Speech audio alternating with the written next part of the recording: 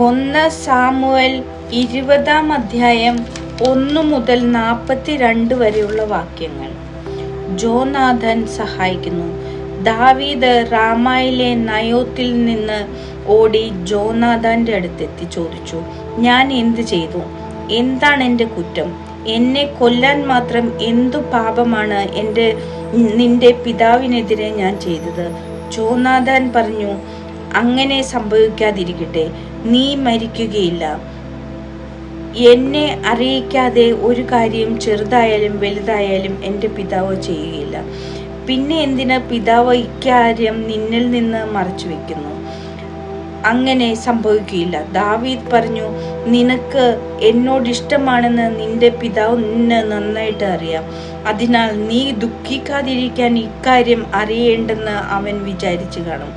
നീയാണേ ജീവനുള്ള കർത്താവാണ് ഞാൻ പറയുന്നു. ഞാനും മരണവും തമ്മിൽ ഒരടി അകലമേ ഉള്ളൂ. ജോനാഥൻ അവനോട് പറഞ്ഞു, നീ ആവശ്യപ്പെടുന്നതെന്തും നിനക്ക് വേണ്ടി ഞാൻ ചെയ്യാം. ദാവീദ് പറഞ്ഞു, നാളെ അമാവാസ്യയാണ്. പതിവനുസരിച്ച് ഞാൻ രാജാവിനോടൊത്ത് ഭക്ഷണത്തിനിരിക്കേണ്ടതാണ്. പക്ഷേ 3-ാം നാൾ വൈകുന്നേരം വരെ വയലിൽ ഒളിച്ചിരിക്കാൻ എന്നെ അനുവദിക്കണം. നിന്റെ പിതാവ് എന്നെ തിരക്കിയാൽ ദാവീദ് തൻ്റെ കുടുംബം മുഴുവനും ചേർന്നുള്ള വാർഷിക ബലിക്ക് ബെത്ലഹേമിൽ പോകാൻ അനുമതിക്കായി കേണപേക്ഷിച്ചു എന്നും പറയണം. അവൻ അത് കേട്ട് തൃപ്തനായാൽ ഈ ദാസന്റെ ഭാഗ്യം, കുപിതനായാൽ എന്നോട് തിന്മ ചെയ്യാൻ ഉറപ്പിച്ചിരിക്കുന്നുവെന്ന് മനസ്സിലാക്കാം. ആകയാൽ ഈ ദാസനോട് കരുണ കാണിക്കണം. നമ്മൾ തമ്മിൽ കർത്താവിൻ്റെ നാമത്തിൽ ഒരു ഉടമ്പടി ഉണ്ടാക്കിയിരിക്കുന്നുണ്ടല്ലോ. ഞാൻ കുറ്റക്കാരനാണെങ്കിൽ നീ തന്നെ എന്നെ കൊല്ലുക. എന്തിനാണ് നിന്റെ പിതാവിൻ്റെ അടുക്കൽ എന്നെ കൊണ്ടുപോകുന്നത്? ജോനാഥൻ പറഞ്ഞു, അത് സംഭവിക്കാതിരിക്കട്ടെ.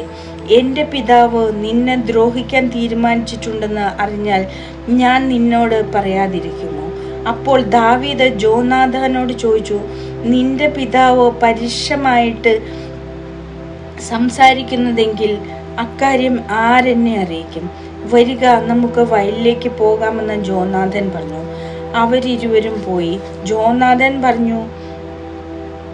ജോനാഥൻ ദാവീദിനോട് പറഞ്ഞു, ഇസ്രായേലിൻ്റെ ദൈവമായ കർത്താവാണേ, നാളെയോ മറ്റന്നാളോ ഈ സമയത്ത് ഞാൻ എൻ്റെ പിതാവിനോട് ചോദിക്കുകയും അവനെ നിനക്കനുകൂലമാണെന്ന് കണ്ടാൽ ഞാൻ വിവരം അറിയിക്കുകയും ചെയ്യും. നിന്നെ ദ്രോഹിക്കാനാണ് എൻ്റെ പിതാവിൻ്റെ തീരുമാനമെങ്കിൽ അതറിയിച്ച് നിന്നെ ഞാൻ സുരക്ഷിതനായി പറഞ്ഞയക്കും. അല്ലെങ്കിൽ കർത്താവ് എന്നെ ശിക്ഷിക്കട്ടെ. കർത്താവ് എൻ്റെ പിതാവിനോട് കൂടെ ആയിരുന്നതുപോലെ നിന്നോട് കൂടെയും ആയിരിക്കട്ടെ. ഞാൻ ജീവിച്ചിരുന്നാൽ കർത്താവിൻ്റെ നാമത്തിൽ എന്നോടുള്ള കാരുണ്യം കാണിക്കണം. മരിച്ചാൽ എൻ്റെ കുടുംബത്തോടുള്ള നിനക്കുള്ള കൂറ് ഒരിക്കലും നഷ്ടപ്പെടുത്തരുത്. കർത്താവ് ദാവീദിൻ്റെ ശത്രുക്കളെയെല്ലാം ഭൂമുഖത്തു നിന്ന് ഉന്മൂലനം ചെയ്യുമ്പോൾ ജോനാഥാന്റെ നാമം ദാവീദിന്റെ കുടുംബത്തിൽ നിന്ന് വിച്ഛേദിക്കരുതേ. നിന്റെ ശത്രുക്കളോട് കർത്താവ് പകരം ചോദിക്കട്ടെ. ദാവീദിന് തന്നോടുള്ള സ്നേഹത്തിന്റെ പേരിൽ ജോനാഥൻ അവനെ കൊണ്ട് സത്യം ചെയ്യിച്ചു. അവൻ ദാവീദിനെ പ്രാണന് തുല്യം സ്നേഹിച്ചിരുന്നു. ജോനാഥൻ അവനോട് പറഞ്ഞു, നാളെ അമാവാസ്യയാണ്. ശൂന്യമായ തൻ്റെ ഇരിപ്പിടം നിന്റെ അഭാവം അറിയിക്കും. മറ്റന്നാൾ നിന്റെ അസാന്നിധ്യം മുതൽ കൂടുതൽ ശ്രദ്ധിക്കപ്പെടും. അന്ന് നീ ഒളിച്ചിരിക്കുന്ന സ്ഥലത്ത് കൽക്കൂമ്പാരത്തിന് സമീപം മറിഞ്ഞിരിക്കണം. അതിൻ്റെ ഒരു വശത്തേക്ക് 3 അമ്പ് ഉന്നം നോക്കി ഞാൻ എയ്യും. പോയി അമ്പ് എടുത്തുകൊണ്ട് വരിക എന്ന് പറഞ്ഞ് ഒരു കുട്ടിയെ ഞാൻ അങ്ങോട്ടയക്കും. അമ്പ് നിന്റെ ഇപ്പുറത്താണ് എടുത്തുകൊണ്ട് വരിക എന്ന് പറഞ്ഞ് കുട്ടി അയച്ചാൽ നിനക്ക് എഴുന്നേറ്റ് വരാം. നീ സുരക്ഷിതനാണ്. അപകടമുണ്ടാവുകയില്ലെന്ന് കർത്താവിൻ്റെ നാമത്തിൽ ഞാൻ സത്യം ചെയ്യുന്നു. അമ്പ് നിനക്ക് അപ്പുറത്താണെന്ന് പറഞ്ഞ് കുട്ടി അയച്ചാൽ നീ പോയിക്കൊള്ളണം. കർത്താവ് നിന്നെ അകലത്തേക്ക് അയക്കുകയാണ്. നാം തമ്മിൽ ഈ പറഞ്ഞതിന് കർത്താവ് എന്നും സാക്ഷിയായിരിക്കട്ടെ. ദാവീദ് വയലിൽ പോയി ഒളിച്ചിരുന്നു.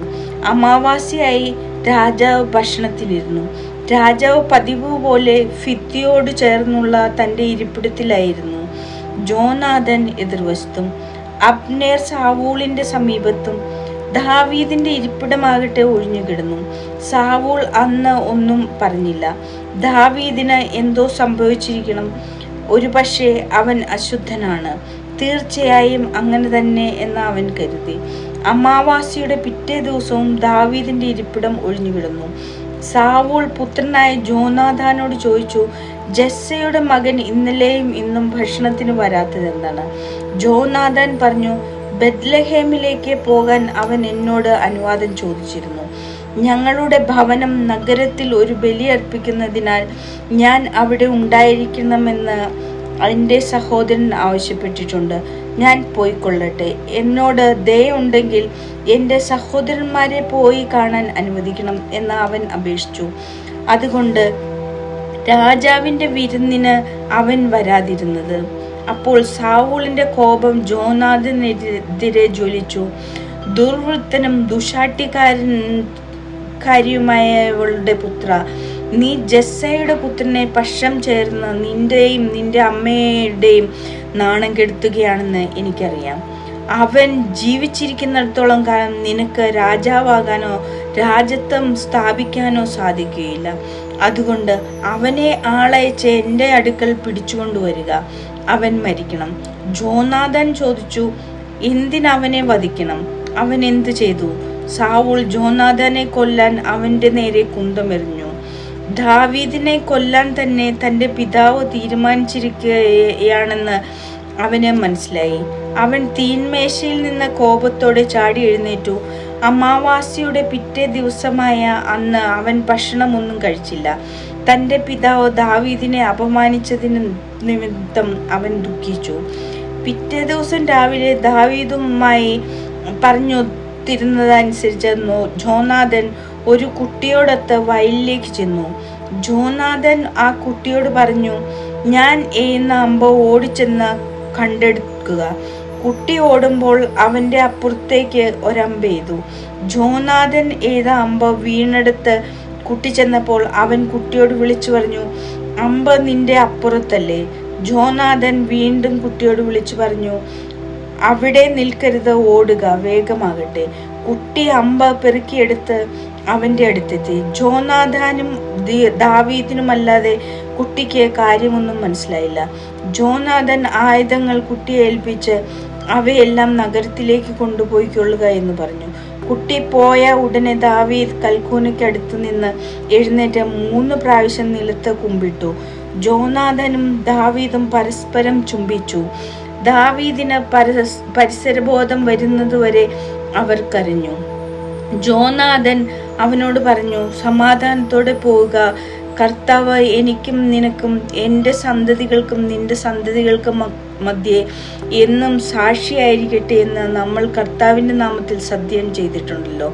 ദാവീദ് യാത്രയായി ജോനാഥൻ നഗരത്തിലേക്ക് മടങ്ങി.